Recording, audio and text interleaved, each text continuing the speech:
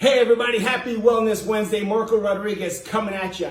So today I've got a very special guest, Stephanie Kidwiler, best known for her social media phenomenon, KidwilerInspire. Stephanie, thank you so much for taking the time out to meet with us.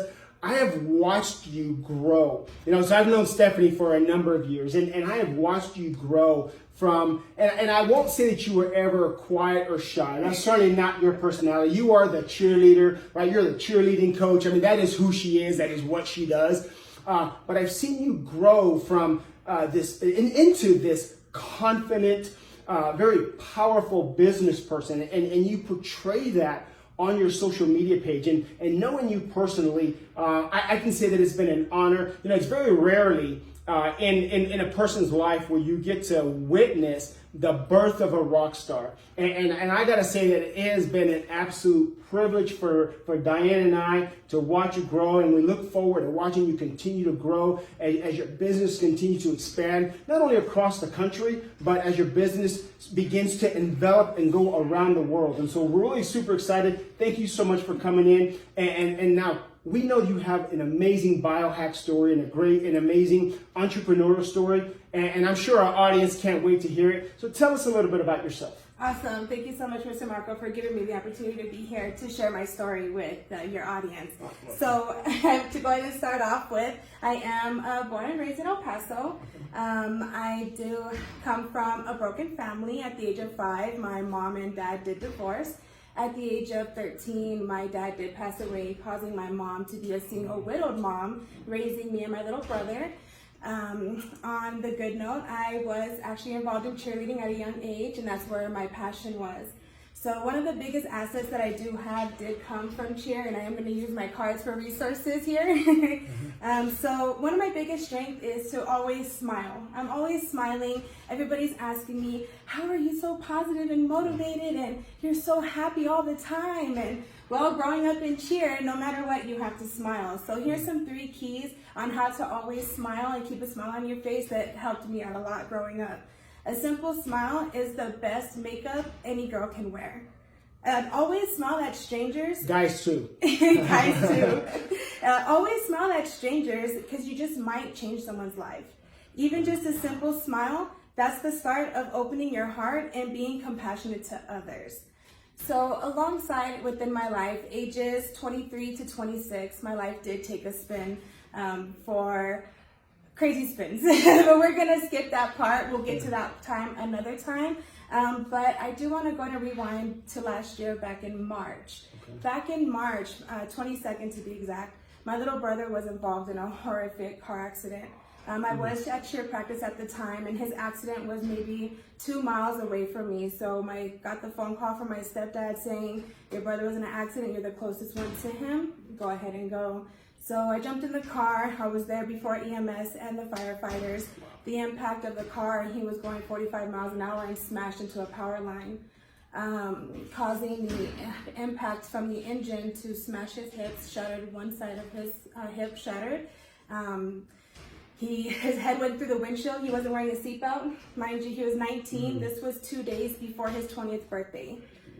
He had dreams of being in the military, going to the police academy. Pretty much being in the police field is what he had dreams of being in. That accident crushed everything. The doctors told him he was never gonna walk again. He didn't have insurance, so him having any kind of therapy was slim. He went through the UMC program. He was offered physical therapy 1 time a week. So in actuality, he really had It's not much. No, it's not. It's not much. If you know anything about therapy, once a week, that's never enough for an accident like that.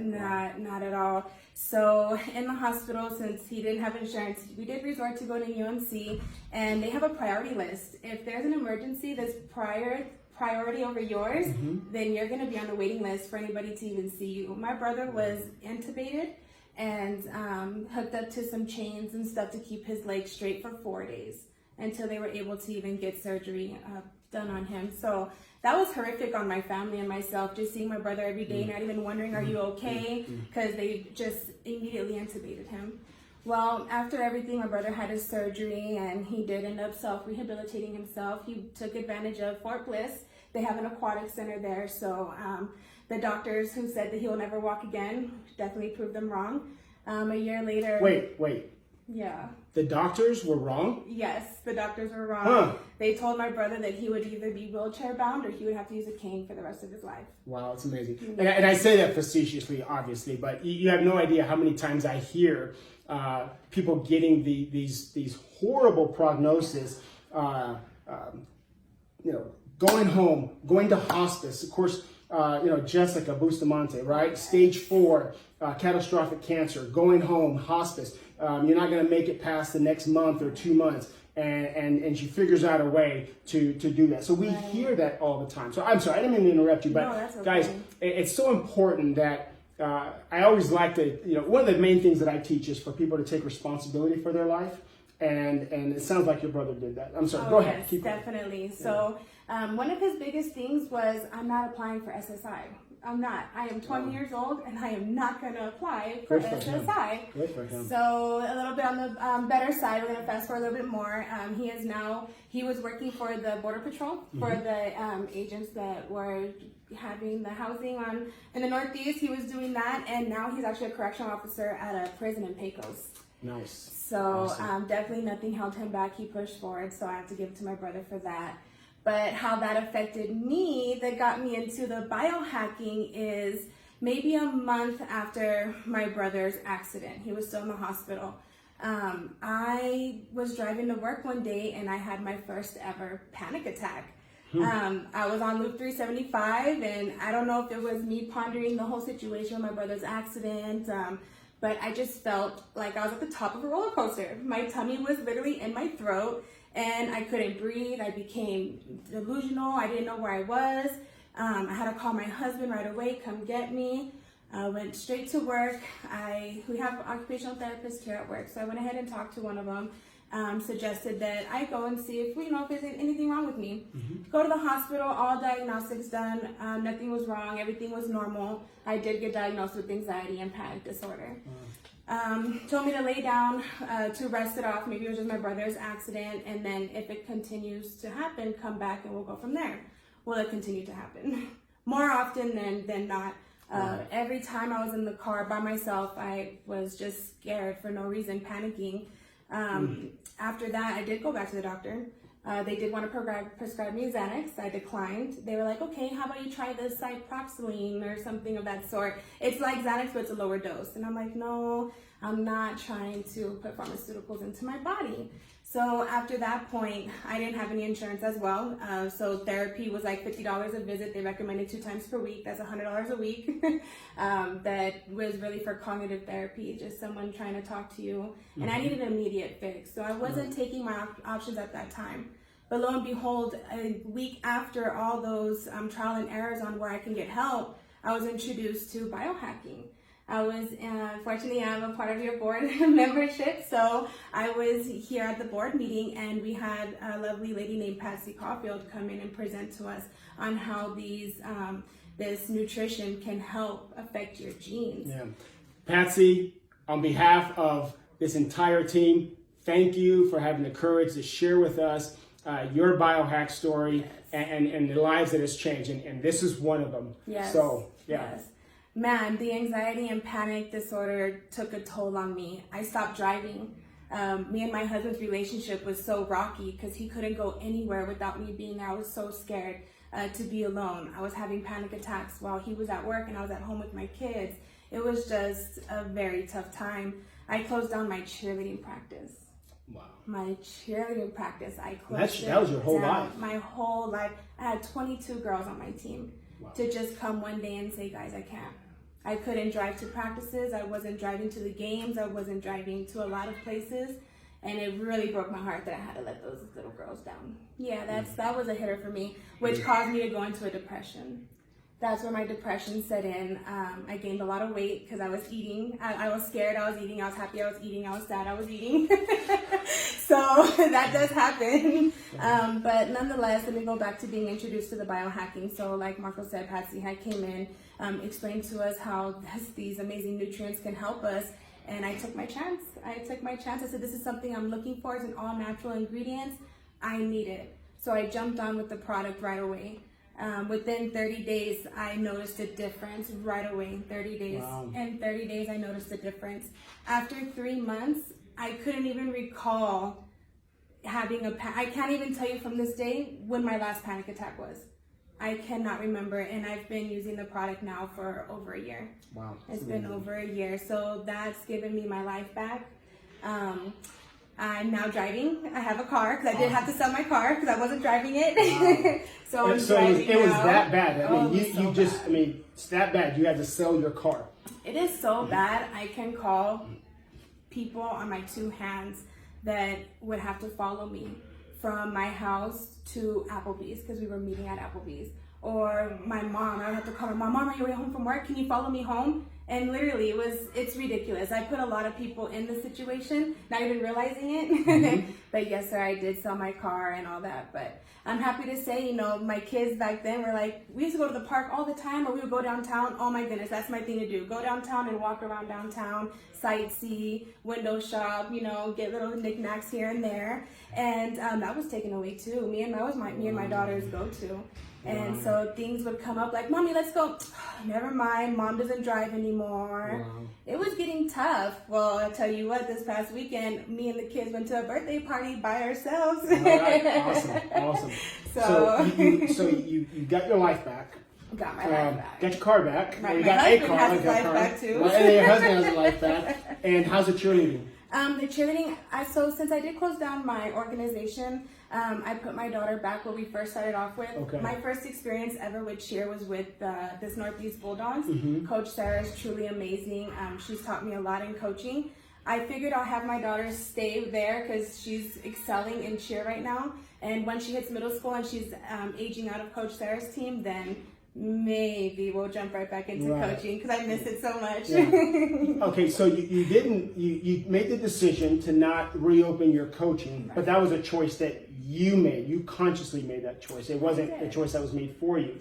Right. And so, but now are you still active though in the other coaching team? I'm not active coaching. I do help time to time with stunts and little things here and there. But as a full force inside the picture, not really. Okay, so what are you doing with your time now?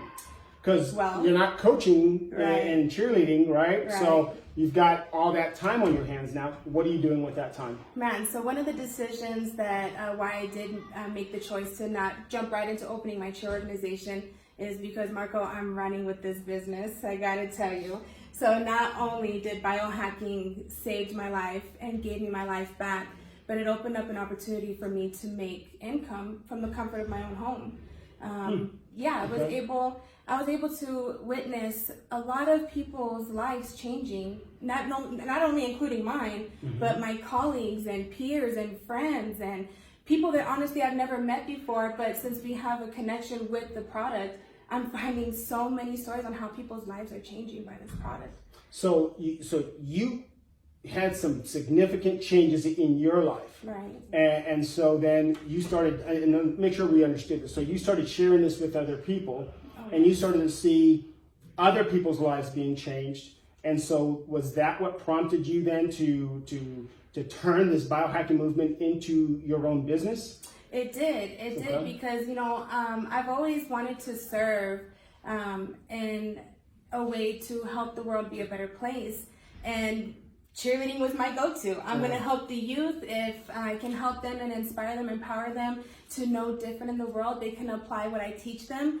But that only goes so far. Yeah. That only goes so far. So then how are you taking that desire, that dream to make an impact, right? And I've heard the expression, for example, Pastor Charles Neiman, he says that in life you will either be relevant or you will be ignored. And it doesn't sound like you're the type of person that likes to be ignored, right? So how have you taken that vision to impact your community and sort of refocus that into your new business venture? Right. And how are you impacting lives with that? Man, one, by sharing sharing my story, and giving them resources on how I can help them. I first want to find out, what are they going through? It's about relationships with this business. You want to build relationships. And what is the best person to build relationships other than a woman that's been involved in cheerleading? Because We can start conversation anywhere. Right, okay, I can see that. So, a lot of it comes from a simple bow. Little kids in the store. Oh my gosh, your bow is so cute. And the mom, oh, I made that. Oh my gosh, I need your tips. And then it just conversation evolves, and sometimes people just are looking for someone they feel comfortable with to let them know what are they going through. And if I have the resources, that's how my focus has changed to changing and helping people change their lives this way, is by having some resources that I can refer to on how they can help. Okay. And the products that I have doesn't just help with one thing. Right. It helps with more than you can even imagine. Exactly. They say that there's over 200 diseases that are linked to just two things. And many of you who've watched my interviews before have heard me say this, that there's over 200 diseases like cancer, diabetes, Parkinson's, lupus, fibromyalgia, autism, ADHD, all types of macular degeneration. All of these diseases and more are linked to just two things, right? High levels of oxidative stress, also known as free radicals, that comes from the air you breathe, the food that you eat, all the pesticides and everything. But then also because of the mitochondrial dysfunction, right? And so if you remember from junior high school biology, the mitochondria are the little powerhouses inside of the cell. Well, all the studies show that by the time a person is 50, and I'm 52, that they have about 50% of the mitochondria that they did as a youth. And by the time you're 70, you have maybe 10%. So you've lost 90% of the mitochondria. And we can see that with the energy levels and with the cognitive processing and the reaction time, the difference between a 15-year-old and a 70-year-old. It's a big difference. So by reducing that oxidative stress and improving the mitochondrial dysfunction, you are literally getting down to the root causes of all of these different issues. Now, of course, we never claim that we treat, cure, or mitigate disease. But we do know that over 200 diseases are caused by these two things. And so the product line actually, from my research, is actually gets to that root cause, and it fortifies your body to be able to handle the environmental onslaught that we face every single day. I mean, so much so that it's literally unprecedented in human history. But I'm just curious, because you could have just been a customer, right? You could have just simply taken the product for your own health and shared it with a few people. But why did you decide to create this KidwilerInspire? I mean, just absolutely. And if you get a chance, you got to look up her page. It's absolutely phenomenal. But you've literally taken this and created an enterprise. And I've seen you advocate for not just women, but I've seen you really be a very strong advocate for women out there to become entrepreneurs, to take kind of control of their life. And I'm just curious, why is that important to you? It's important to me for multiple reasons. For one, being a mom, after being at work so long, you kind of tend to figure that, are you the one that's really raising your children? Because they really spend more time at school and daycares than they do in your own presence if you're working a 9-to-5 full-time job. So that was a big one for me, because there's a lot of characteristics in this world that I do not want my children to possess. And that was one of my big ones on why I jumped on board. However, a lot of it comes from being a woman empowered. We always get that the woman is supposed to be at home and stay home while the man works, because the woman is to take care of the kids, clean and cook for the man. But times have changed. Times have changed so much, and I really think that sometimes women are discredited for the things that they can do. So I was doing a little bit of research, so I do have my notes here. Regarding some things of that sort. So I kind of want to share with you some myths that I found. I got a feeling this is going to be good. All right, let's take a look. What do you have? So here's some myths. So myth number one is women are not capable of building a big business. All they can do is find a few customers and sell some product. Well, let me tell you this. This is not true. Marco, what is one of the key concepts of building a successful business? Relationships. It's meeting people, talking to people, and building relationships. Absolutely, that's number one. Right. So, Marco, you tell me, who is better than a woman at doing all of this? Yeah, okay. I'll give you that one. Absolutely. Because and I don't. And someone out there is going to say, "Oh, Marco, that's being sexist." No, listen. in my experiences, it's been that the majority of the time, all right, women tend to be more social than guys. Guys are always so worried about what this other guy's going to take from him and being and doing the macho trip thing. So, I'll give you that. Okay, I'll give you that one. And the plus to that is that we can target women and men in the same friendly way and not it be stirred in a different way that a man kind of would, reaching out to a woman than a man. Gotcha. So, but women can strike a conversation just like that. Just like that. Being that women give honest compliments to others and in 2 seconds they have a new friend. That's true. If a guy gives another guy a compliment, the guy getting the compliment thinks it's a little weird. If a guy gives a woman a compliment, the woman is wondering whether or not the guy has secondary motives. Right. Okay. Right. All right. Exactly. Okay. Right. All right. Keep on. I'm learning something here.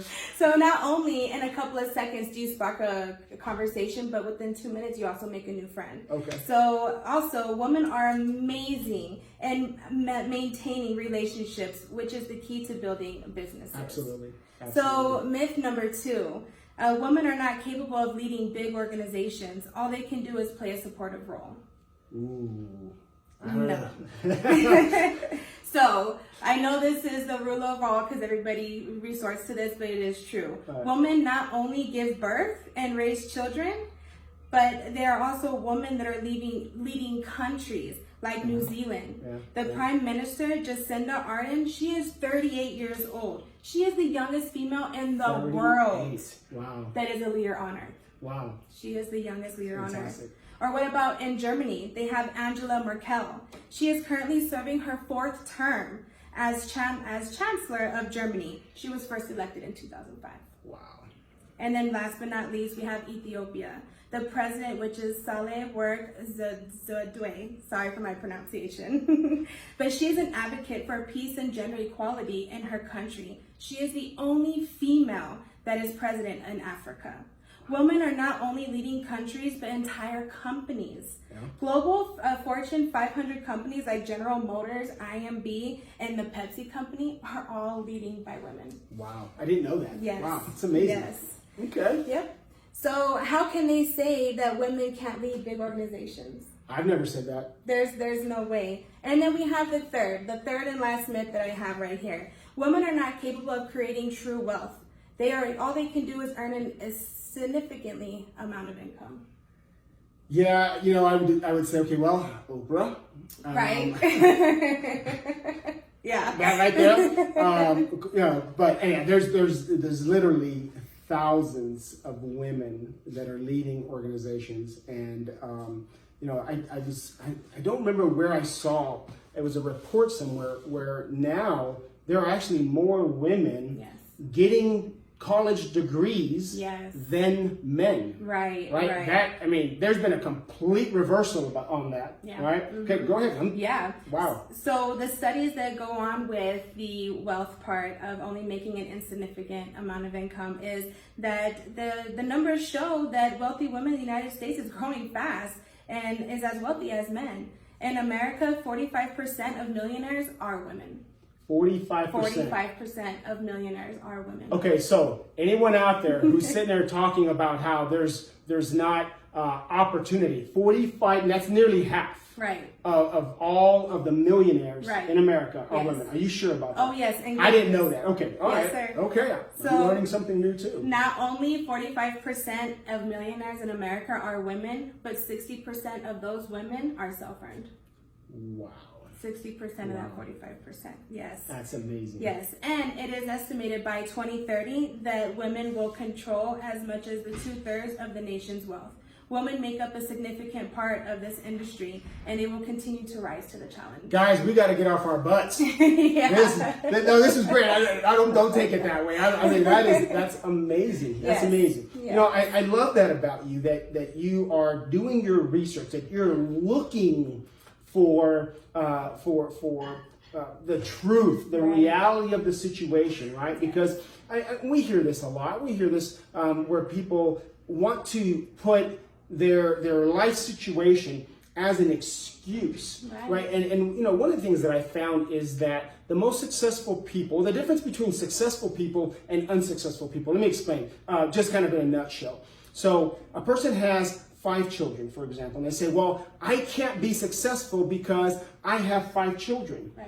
Versus the successful person who says, I have 5 children, that's why I need to be successful. Right. Right? They both have the same situation, but it's what you do, what your perception of that situation is. Right. Either you're gonna make an excuse for your life or make it an example. And that's what I chose, was to make my life an example, which is why I created KidwilerInspire.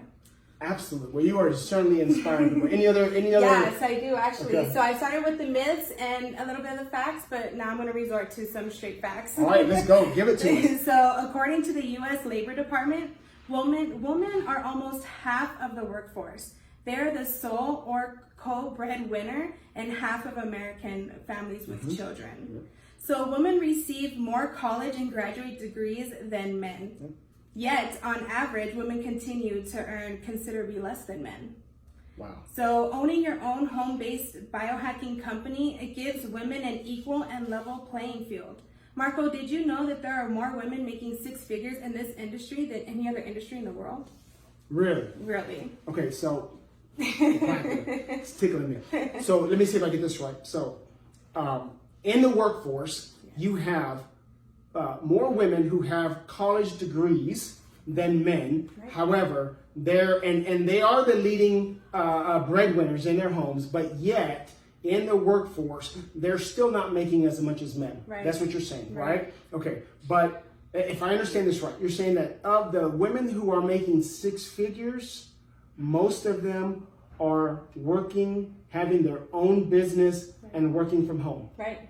Wow. So how does a person, and because you're doing it, you've got a job, right? And you are running a business. Right. And you are a wife with a husband, right? A wife with a husband, that's kind of redundant. And you have, how many children? We have 3 together. And you have 3 children. Right. Okay. So how do you make it all work? Sacrifice. Okay. It does take sacrifice and the drive, and not to make your life an excuse, to put it as an example. Wow. So that's how I do it. I do not monitor everything, but I kind of balance everything out. Okay. It's all about balance. Life is about balance as well. Yeah. So I have to balance everything out. I do have a couple of tricks on social media up my sleeve, but that's another training. Okay, all right. Well, I've seen your training. I've seen her trainings, and that's where I saw that birth of a rock star that I mentioned earlier. I mean, you're training on how to leverage, because you have to have some leveraging power, some tricks to be able to do all of that. I mean, and so, I mean, it's been absolutely amazing. Okay. Yeah, so all right. Those are my key facts that I have, and that is why I biohacked. I believe in biohacking. I strive for biohacking, and let's change the world. Oh my gosh, Stephanie, thank you so much for taking time out of your very busy schedule, right? I mean, and sharing this with your story. I know that there's so much more to tell, but I thank you for the time. And guys, you know, that's all that I have for today. I hope it was worth your tuning in.